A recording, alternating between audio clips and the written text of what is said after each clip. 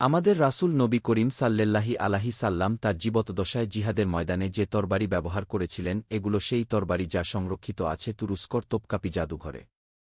এটি নবী করিম সাল্লেল্লাহি আলাইহি সাল্লাম এর পাদুকা মোবারক যা উনি ব্যবহার করেছিলেন।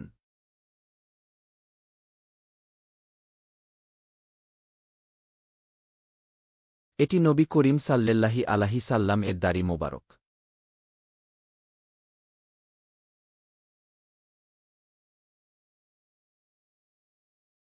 এটি নবী করিম সাল্লেল্লাহি আলাইহি সাল্লাম এর কদম মোবারকের ছাপ যা সংরক্ষিত আছে তুরস্কর তোপকাপি জাদুঘরে।